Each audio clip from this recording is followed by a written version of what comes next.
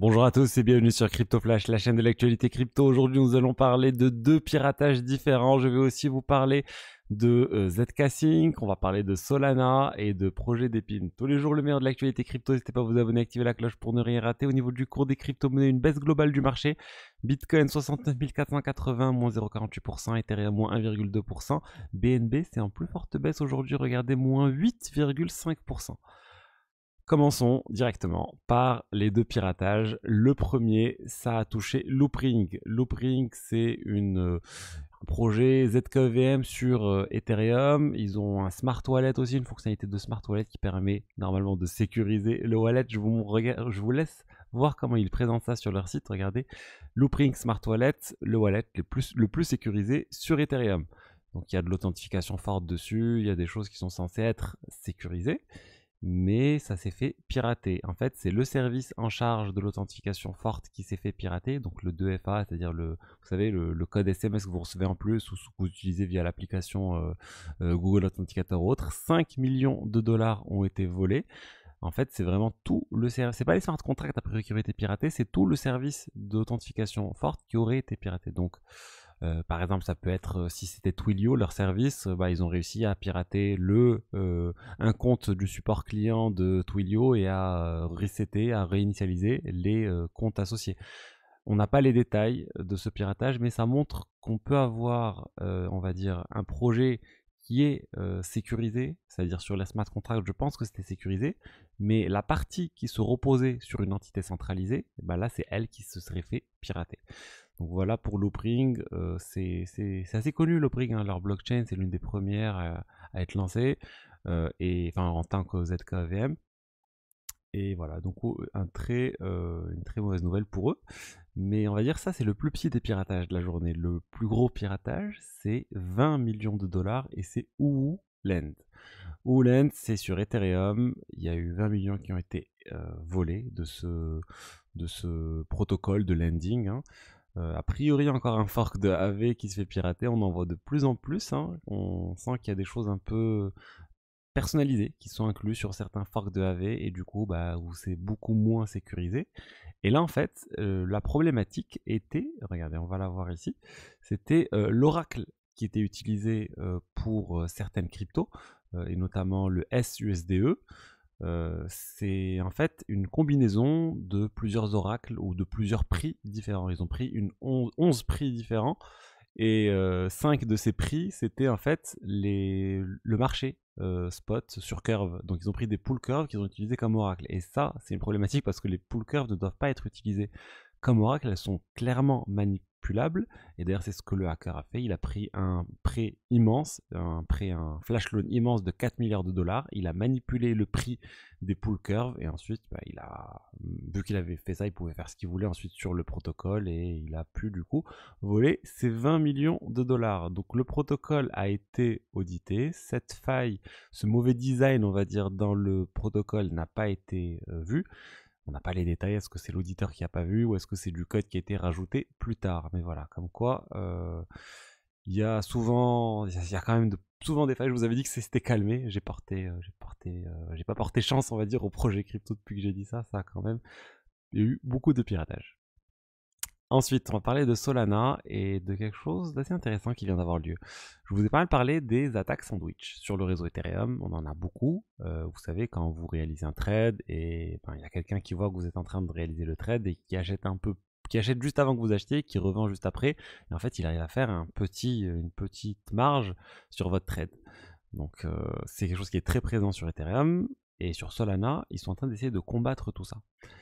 Mais ils ne sont pas essayés de combattre ça avec des mesures techniques, ils sont en train d'essayer de combattre ça avec une influence qui est des règles qui sont proposées par la fondation Solana. En fait, la fondation Solana a beaucoup de tokens Solana et ils en délèguent une partie à certains validateurs.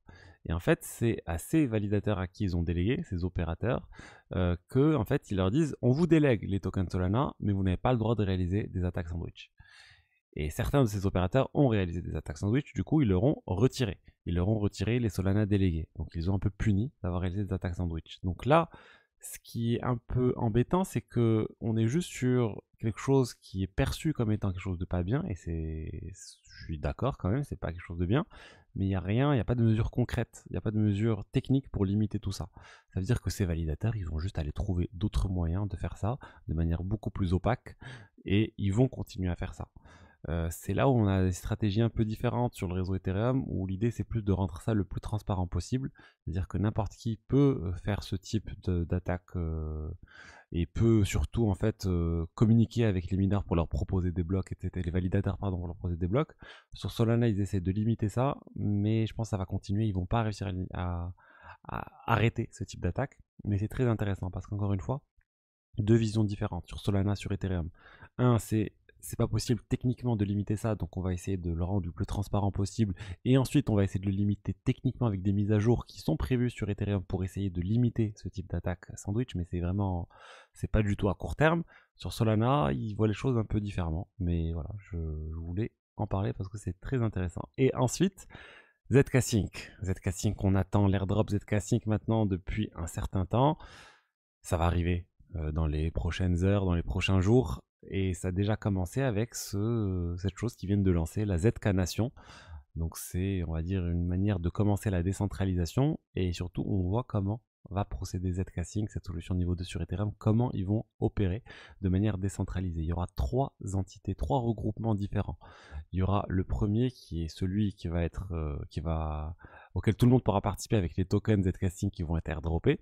Ça va être la token assembly. Donc l'assemblée, tous ceux qui ont des tokens pourront voter pour les propositions et c'est le fonctionnement, on va dire, le plus généralisé des DAO où vous avez un token où vous votez pour des choses. Le deuxième point, c'est les Zcasting gardiens. Ça, c'est autre chose. Ça sera un certain nombre d'entités. Il y aura au moins 5 personnes au début qui vont se charger de pouvoir mettre un veto sur certaines propositions ou de pouvoir stopper des mises à jour d'urgence. Donc eux, ils sont plus là pour dire stop quand il y a un problème. Et enfin, il y a une troisième entité, plus autour de la sécurité, ça va être le ZK Sync Security Council.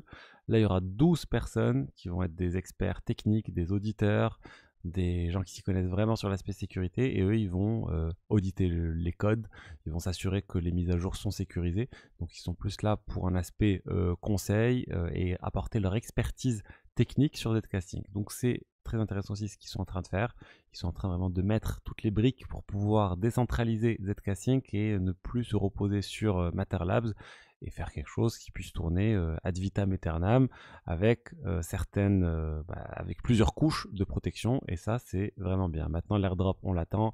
Est-ce que ça va être une très bonne surprise ou pas? A priori, selon les premières fuites, il y aurait 1 600 000 d'adresses éligibles, donc ça fait quand même beaucoup, mais beaucoup moins que le nombre de wallets actifs sur ZK Sync. Donc il y aura peut-être des déçus. Donc, je vous tiendrai au courant sur le sujet. Clairement, moi, c'est quelque chose que j'ai farmé ZK Sync il y a quelques temps. Et pour finir, je voulais vous parler d'un projet d'épine, yo.net. Ils ont là leur lancement demain sur Binance. Et on a la veille du lancement, 2 jours avant le lancement, le CEO qui a démissionné. Ahmed Chadid, il a démissionné, il a laissé la place au CEO qui devient maintenant CEO. C'est vraiment quelque chose qui arrive juste avant le lancement du token et c'est notable parce qu'en fait il y a eu pas mal de controverses autour de yo.net. Yo.net c'est quoi? C'est un réseau décentralisé qui est dans le narratif IA et plus sur l'aspect calcul en fait avec les gens qui peuvent venir fournir des GPU pour pouvoir ensuite permettre aux gens de réaliser des calculs avec ces GPU. Il y a eu beaucoup de gens qui ont critiqué ce projet autour du mois d'avril-mai parce qu'en fait il y avait beaucoup trop de tokens GPU, enfin beaucoup trop, il y avait beaucoup trop de GPU qui apparaissaient, qui étaient c'était pas crédible en fait par rapport à la capacité réelle du réseau. Et en fait, il y a eu le post-mortem et ils ont expliqué ce qui s'est passé. Il y avait des gens qui étaient en train de farmer l'airdrop en faisant croire au réseau qu'ils avaient beaucoup de GPU alors qu'ils en avaient pas du tout, ou beaucoup moins. Donc ils ont essayé de juste obtenir le plus de tokens possible. Les gens au début, ils ont dit oui, c'est juste on va dire l'équipe qui est malveillante et ils donnent des choses, enfin ils donnent des informations qui sont erronées aux utilisateurs et en fait ils ont à aucun moment autant de puissance de calcul. A priori, c'était pas le cas. Et en fait, c'est le CEO qui démissionne. Pourquoi? Il dit pour le bien du projet, mais c'est surtout pour le bien du token. Ça veut dire qu'ils veulent qu'au lancement du token, il n'y ait pas de narratif autour du CEO qui serait quelqu'un qui aurait fait des choses malveillantes. A priori, par le passé, il aurait aussi fait des choses pas très net autour de certains projets crypto, donc je pense qu'il a préféré partir pour le bien aussi de ses tokens, pour la valeur de ces tokens. C'est quelque chose qu'on peut voir dans les sociétés cotées en bourse ou qui sont sur le point de se coter en bourse. Il y a certaines fois un changement de la direction. On a pu le voir avec Uber. Uber, il y a eu le changement de Travis, le fondateur qui est parti pour le bien de Uber, pour le bien des investisseurs et pour le bien de ses actions dans Uber pour avoir la meilleure valorisation possible. Voilà ce que je voulais vous dire aujourd'hui sur les diverses actualités crypto. J'espère que le contenu vous a plu. N'hésitez pas à liker, commenter, vous abonner. Et je vous dis à demain pour la suite. Allez, au revoir. Ciao, ciao.